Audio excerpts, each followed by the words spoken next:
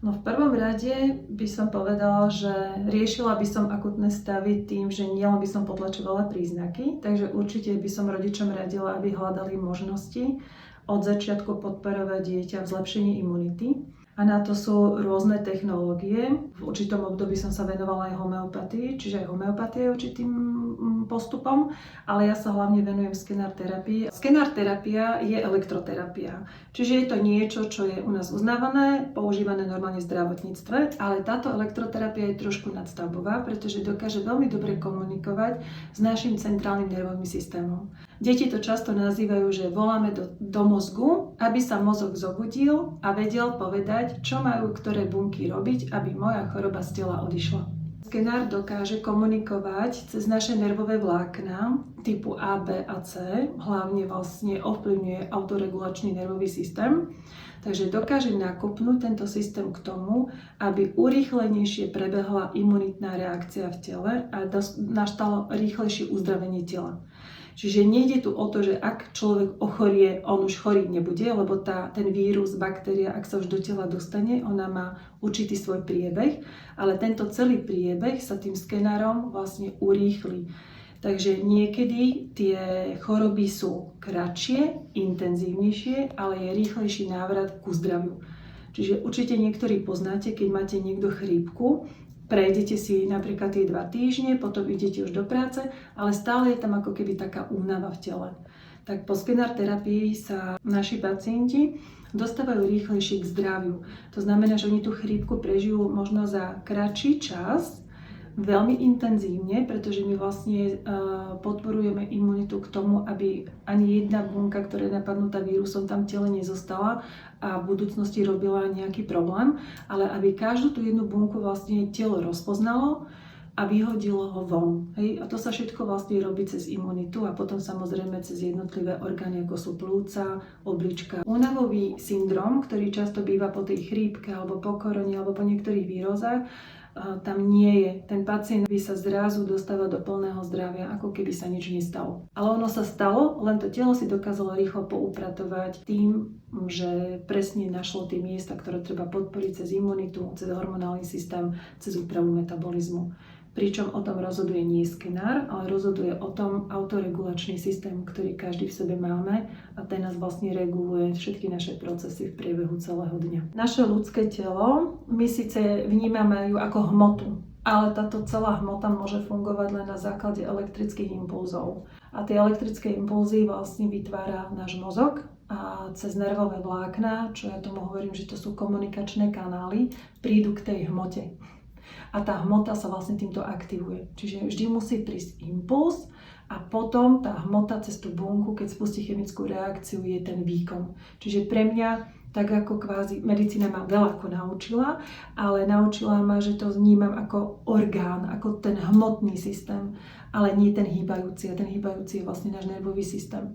A máme nervový systém, ktorý sa vôľou ovláda, a taký, ktorý nie je úplne ovládateľný vôľou, pretože on u nás beží reflexne a to je ten autoregulačný systém, kde patrí parasympatikus a sympatikus. A to je počítač, ktorý nás kontroluje proste od rána do večera, od večera do rána a reguluje všetky naše potreby v tele. Čiže on vlastne zabezpečí, aby sa naše telo prispôsobilo podmienkam vonkajším alebo vnútorným. Nerozhodujeme o tom my, preto sa to takto aj rozdeľuje ten nervový systém. Čiže tá slabá imunita je vždy na začiatku. Hej? Oslabenie imunity môže začať na začiatku a to môže byť spôsobené niekedy geneticky, alebo je to spôsobené dlhodobým stresom alebo užívaním liekov. A tá oslabená imunita znamená to vlastne, že príde choroba do teba, to znamená nejaká baktéria, vírus alebo parazit, a ona má spomalenú reakciu, že ona nerozpoznáva cudzorodú bielkovinu v tele. Čiže tie príznaky sú veľmi slabé, nerozpoznateľné. Ale už potom, keď sa predmnoží ten vírus, baktéria alebo parazit, nejaký mikroorganizmus už cez nejakú hranicu, tak vtedy už začínajú príznaky. Dôležité je na začiatku tú imunitu podporiť, aby nedošlo k premnoženiu a k tejto veľkej dysmikrobii, lebo potom už to je ťažšie zvládnutelné. A ono sa už aj potom stane, že už tá imunita vytvára aj protilátky proti tomu. Čiže úplne rozdeliť to, že oslabená imunita a hyperreaktivita imunity a autoimunita sa nedá, lebo to je ako keby postupnosť. Hej? Že oslabenosť potom vedie k tej autoimunite. No ja využívam tú skenár technológiu, ktorú ja rada teda používam a pracujem s ňou 23 rokov a ozaj veľmi pomáhame deťom zlepšiť tú imunitu a zvládnuť akutné ochorenia bez antibiotík. Tiež nie je o tom, že som proti antibiotikám, ale proste niekedy, keď sú opakované infekty, naozaj niektoré deti na priebehu 3-4 mesiacov zoberú antibiotika a nezaberajú, ten proces sa vracia. Takže pokúšame sa, aby sa vlastne tie deti nedostávali už potom do tých chronických stavov. Keď na začiatku a naši pacienti vedia, že zvládame akutné stavy, že pomáhame tomu telu, nie že skenár uzdravuje alebo my uzdravujeme, ale že pomáhame tomu telu nabudiť vlastne tie imunitné reakcie k tomu, aby si to akutné ochorenie zvládol, tak ja môžem povedať, že skenár technológia je pre mňa veda, exaktná, ktorá má svoje výsledky. Chronické ochorenia sú také, že už ich treba dlhšie liečiť, lebo telo treba pochopiť, že to je adaptačný systém. Čiže, jak som na začiatku povedala, že ten autoregulačný systém nám zabezpečuje všetko v tele tak, aby telo bolo spokojné, čiže aby sa prispôsobilo vnútorným a vonkajším požiadavkám, čiže on všetko to zabezpečí a spustí vlastne hormonálny, imunitný, neurovegetatívny, metabolický syndrom, len na konci, aby my sme boli v rovnováhe a vlastne v cieli. A tým pádom táto adaptácia vtedy v tom akutnom stave funguje, aby nás vlastne dostala do toho cieľa a sme spokojní, v rovnováhe. Lenže často to ide na úkor toho, že určitý orgán, keď nestíha, tak ten následný ho ide doplňať. Čiže ono sa hovorí, ak nestíhajú plúca, pomáha koža, že vznikajú dermorespiračné problémy. Ak niekedy už nestíha ani koža, začína nám pomáhať slezina. Ak nám nestíha už ani to, pomáha nám oblička. Na konci, keď sa tieto adaptácie sa snažia o to, aby to telo bolo v tej rovnováhe, ono keď to dlho trvá, nastáva vyčerpanie a tá adaptácia už vlastne nás vedie k určitej degenerácii. A to je aj výhoda skenár terapie, že ona, keď prídu títo pacienti v tom chronickom stave, my vždy hovoríme, na začiatku potrebujeme rozbúrať váš adaptačný systém, čiže nejaké nastavenie funkcií tých orgánov, ktoré vás udržiavalo ako kvázi v rovnováhe, ale ono to už nestačí, lebo sa začína už prejavovať príznak, tak skenár najprv rozbúrava tento naučený adaptačný systém, ktorý vás v tej chronicite udržiava. A stačí niekedy len rozbúrať tento systém a telo sa začne uzdravovať. A on, keď prechádza uzdravovacím procesom z chronického, tak v tele sa začnú pripomínať všetky ochorenia, ktoré tam predtým boli a doviedli ho k tejto chronicite. Čiže ak niekto mal 10 rokov zápaly močových ciest a stále má s tým problém, citlivosť na chlad, časté cíkanie, bolestivosť pod brúšku, tak vlastne my potom, keď ho začneme liečiť, tak vždy uvítame tú aktivačnú reakciu, čo mnohí pacienti zažili, že za 80 hodín prežili ako keby celý zápal močového mechúra, ale akutný proces. Čo je ako ťažko niekedy vysvetliteľné, ale to je tá obnova tej bunky. Čiže stará bunka sa rozpadne, vyjde von, vymočí sa a v podstate vznikne tam nová sliznica. Čiže my z tej chronicity pacienta nemôžeme hneď dať do nejakého zdravia. On si proste potrebuje prejsť tie fázy jednotlivé cez akutné. Tá adaptácia, to je, ja vždy hovorím, prispôsobenie sa. Ale to prispôsobenie ide na úkor, že sa niektoré orgány začnú doplňať.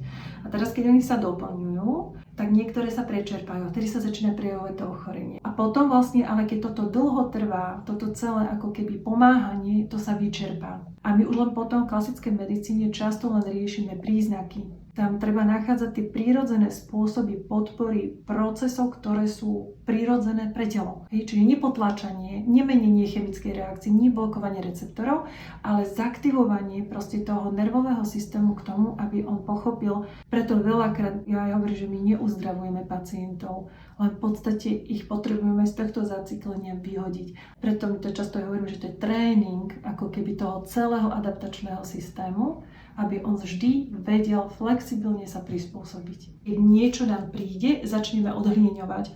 Niečo nám do tela príde a nemusí to byť len nejaká baktéria, vírus, ale emócia niekedy. Zažijeme nejaký stres a začneme hnačkovať, bojíme sa, začneme cikať. Čiže vtedy vlastne ten organizmus má nejaký prejav v tom strese a my často, ako aj často maminy sa veľmi zlaknú u tých detí, že často ciká, niečo sa deje, asi je zápal močového mechúra a okamžite idú a snažia sa v podstate podať tie antibiotika, aby sa nerozbehol veľký zápal nejaký, alebo nešlo to až na obličky nebodaj, alebo často hnačkuje, alebo začne kašľať, ale vôbec sa akože mami nezamyslia na to, že čo sa tam zmenilo, či za tým nebola nejaká psychika. Hej? A preto ja vtedy hovorím, že vtedy je dobré radšej použiť iné pomocné metódy, aby si to telo vlastne uvedomilo, prečo ja som častejšie cikal, prečo ja som teraz kašľal a on by si navodil svoju vlastnú rovnováhu. Lebo veľakrát práve to je ten podnet toho stresu. Lenže my v tej rýchlosti sa bojíme a tieto prírodzené vlastnosti obrany schopnosti tela potlačíme, lebo to sú tie slizničné prejavy. A presne tie prvé príznaky toho, jak som povedala, že odlieňovanie, hnáčkovanie, kožná reakcia. Netreba to vždy potlačiť hneď chemicky, lebo to je tá adaptácia, ktorá vlastne len sa snaží tomu telu vnútri pomôcť a ten proces dať von.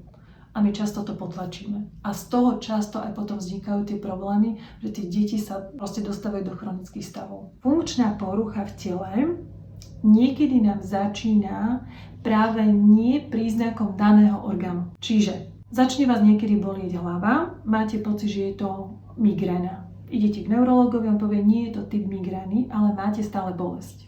A teraz tradičná čínska medicína ku každému orgánu má určitú šlachovo-svalovú dráhu. A teraz, keď mi ten pacient ukáže, kde ho to bolí, tak ja už viem, k akému orgánu to patrí. Čiže keď oni majú väčšinou bolesti z boku, hej, že to je nad ušami bolesť, je to zvieravá bolesť, tak viem, že to je dráha žlčníka. Ale to nie je len o meridiáne, ale o tých svaloch, ktoré ku žlčníku vlastne patria.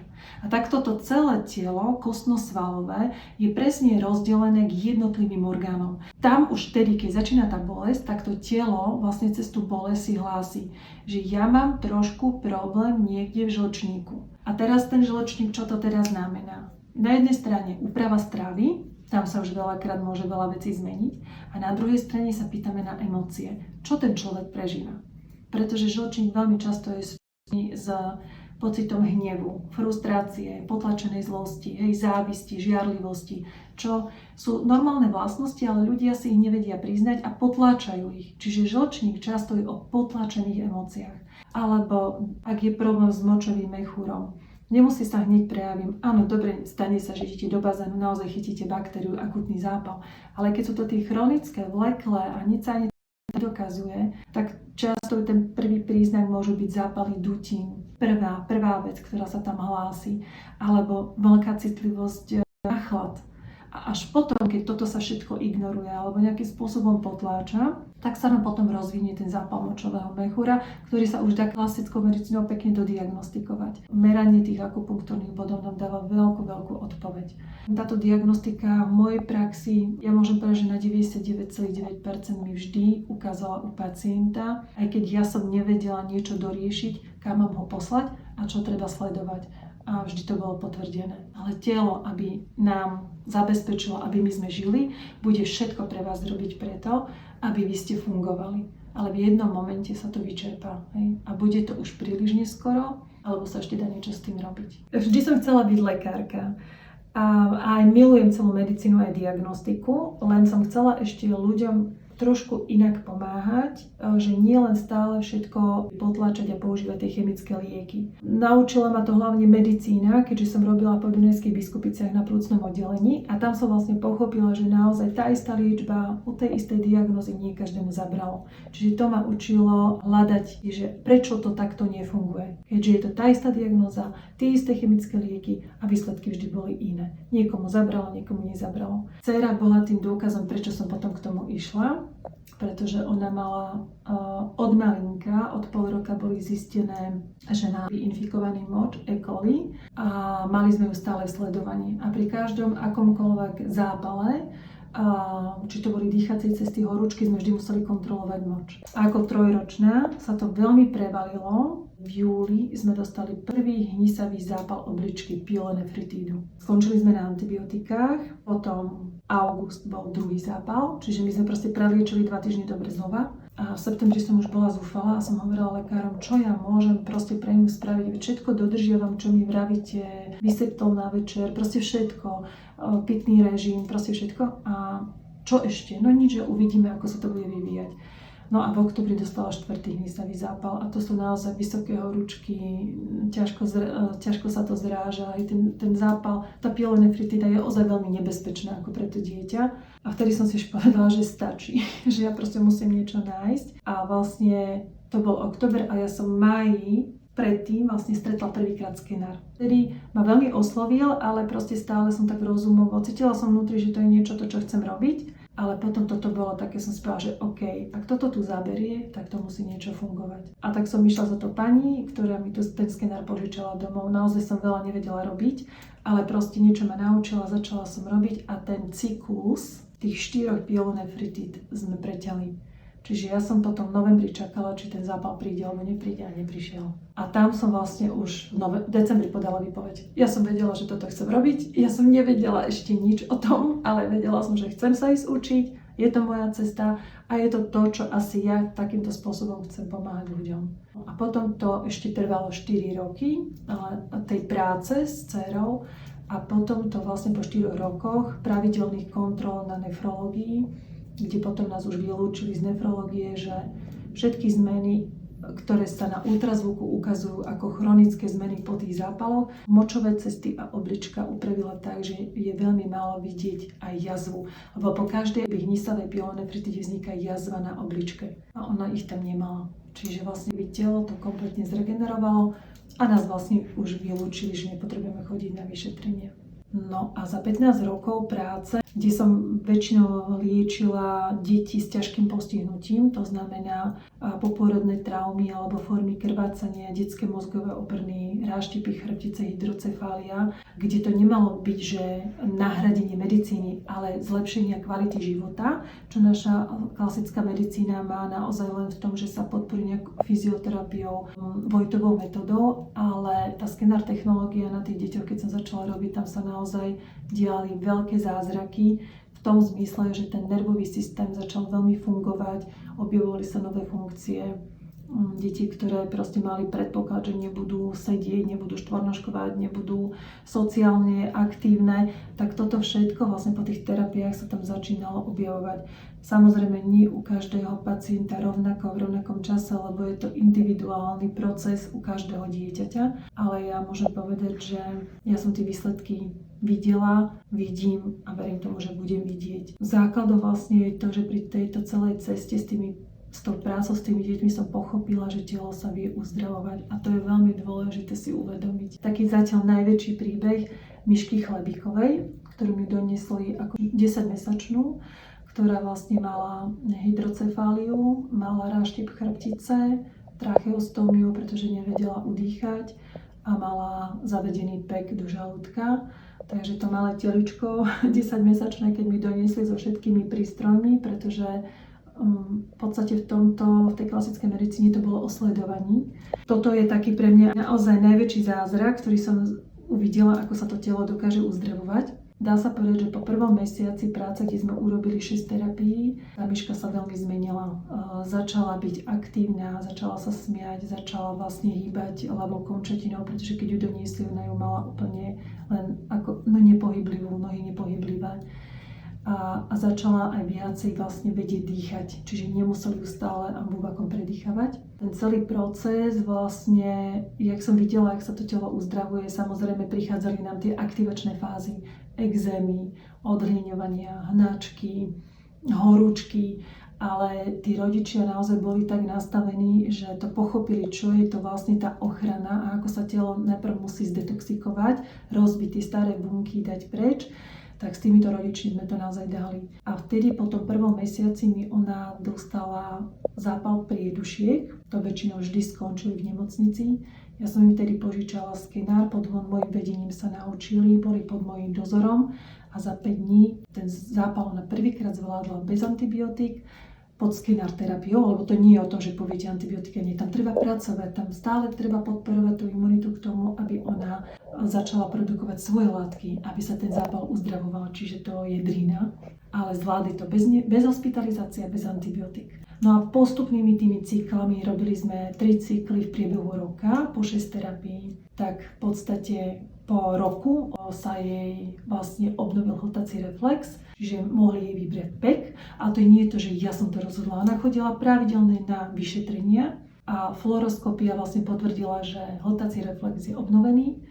Vybrali jej PEC a Miška začala normálne jesť. Potom za 4 roky vybrali sme tracheostómiu, to znamená, že došlo k zlepšeniu aktivity dýchacích orgánov a svalov, pretože tá periféria ako postihnutie alebo raštep chrbtice je vlastne ako keby otvorená, že nie je uzatvorený miechový kanál a často sú postihnuté vlastne všetky nervové vlákna, ktoré nám idú do močových ciest, do koničníka, do dolných končatín. Tak najťažšie sa nám inervovali vlastne stupaje, ale už je teraz v takom štádiu, že dokáže sa na ne postaviť. Inteligentná je veľmi, chodí do normálnej školy, čiže to celé rozvinutie je perfektné, učí sa na jednotky, dvojky, trojky, baví ju život. Je to síce proces, ale aj neurológovia, neurochirurgovia, ktorí proste hovorili, že je to ťažký stav, tak boli prekvapení, ako to vlastne tu Miška celé dala a jak sa to telo kompletne zregenerovalo. Veľa. Ja to nemám zrátané. Ťažko brať 500, 600, 800, neviem. Ale určite veľa ako deťom. Ale dôležité je, že tí rodičia sa dokázali aj sami naučiť tú technológiu. Samozrejme nerobia aj na úrovni ako lekára, ale ako domácu lekárničku naozaj vedia používať. A aj táto rodina, keď som ich kontaktovala, naozaj vedia používať ten skenár a používajú radi aj u tej Mišky, aj u seba na zvládnutie tých akutných stavov, bolesti brucha, chrbtice, bolesti hlavy. Čiže ako keby stále dokážu pracovať s tým a dôverovať tomu celému procesu. Vy keď sa naučíte základ, musíte sa naučiť základ. Nie je to len o tom, že proste priložím skenár a bude to fungovať. My naučíme určitý algoritmus práce a odpozorovanie reakcie na koži. Proste naše telo, jak som povedala na začiatku, je elektrická továreň. Čiže skenár len aktivuje elektrickú tú továreň a zapína parasympatikovú reakciu. A to je málo ktorá elektroterapia vie spustiť parasympatikus. A parasympatikus znamená, že ukľudní sa systém, zápal je aktivita. Čiže keď sa ten systém ukľudní, začne pracovať imunita, zápal sa začne hojiť, zlepší sa prekrvenie. Hej. Tedy vieme, že ako keby tú určitú dávku spustenia chemických reakcií je dostatočných pre daný moment. Pretože to je tak, ako keby antibiotika. Dávkujeme každých 8 hodín a dávame 250 alebo 500 mg, alebo podľa toho, aký stav je. A túto dávku tých chemických mediátorov, transmiterov, imunitných buniek, hormonálnych látok, ktoré sa vylučujú, si vlastne to telo stanoví samo. Čiže spustením tej chemickej reakcie. A na koži my to vieme vidieť, pretože koža a nervový systém sa vyvíja ako keby z jednej zárodkovej lišty. To rozpracoval doktor Gorfingel, ktorý bol druhým zo zakladateľov tej skenár technológie. A on vlastne rozpracoval celú tú filozofiu, ako ja viem, koľko mám na tej koži pracovať, že tá dávka bude dostatočná na zvládnutie určitého procesu. Čiže na koži my vlastne na ten impuls elektrický my vieme odsledovať reakcie, primárne reakcie kože, a to sú drhnutie, začervenanie, koprivka, zblednutie, zvuk prístroja, pocit pacienta. Toto všetko sa vlastne dá tam vlastne vidieť. A základ je dosiahnuť dynamiku tohto procesu. A to je ten čas. Niekoho to trvá, že za 5 minút to viete spraviť a niekomu to robíte 30 minút. Pretože tam je základ spustiť tú reakciu. Čiže veľakrát proste ten skenár, ak sa používa, vždy vám bude pomáhať v tom, že vám spustí lokálnu prácu. Ale keď chcete ho používať v rámci vedenia v chronických stavoch, tak je dobre vedieť tie algoritmy a postupy a vedia sa to naučiť ľudia, lebo nie je to zložité. A tú unikátnosť ale má naozaj ten mozog. Čiže vy keď sa naučíte prácu, tak vy len podporíte to, čo je pre vás prirodzené. A začne sa to telo vlastne uzdravovať vďaka vlastne svojim produktom, ktoré on vylučuje vnútri. Takže vo mne skrzla myšlienka, že OK, keď to nepôjde takto, tak ja vlastne budem učiť tých ľudí, lebo dá sa kúpiť malý domáci skenár, ktorí keď sa naučia, budú vedieť používať. Preto som vlastne ako potom založila tú Skener Akadémiu Slovensko, čiže školu, kde vlastne som chcela učiť tých ľudí, aby ten skener mohli použiť. A vtedy mi aj skrslo, že proste radšej budeme ako keby rozsvedcovať v každom jednom malom domčeku, kde je nejaká rodina a kde si ten skener môžu vlastne používať a konzultovať to potom s lekárom a tým pádom sa aj odbremení ich chodenie k lekárovi. Je to pre mňa ako efektívne a cez takúto vec potom vlastne naozaj ma začali kontaktovať pediatri, fyzioterapeuti, urológovia, zubári, lebo v podstate zistili, že tí ľudia prestali chodiť do tej ambulancie. Hej? A najčastejšie proste tí pediatri, lebo tie deti, keď chodili s opakovanými infektami, zrazu prestali chodiť. A to boli také, že fakt pani doktorka Žemberová, doktorka Rachová, oni hneď nás kontaktovali, čo to je za metóda, čo to kreslíte na tých ľuďoch, lebo keď si zaznačujeme pozície. A vlastne takto sa začali informovať. Oni aj dve si u nás urobili kurz, aby vedeli, čo to je. A naozaj sú to aj naše spriaznené duše, ktoré naozaj nám aj posielajú detičky, ak vidia, že už si nevedia takto rady, tak nám pošlú vlastne na našu kliniku. Takže to bola pointa vlastne, prečo tá Skener Akadémia Slovensko. No a teraz by sme ju chceli dať až na tú úroveň, aby sa to naozaj vedelo učiť. Či na zdravotnej škole, či na medicíne. Ako nejaká doplnková metóda, ktorá by, myslím si, že uľahčovala tú prácu a myslím si, že by bola asi aj radosnejšia niekedy tá práca.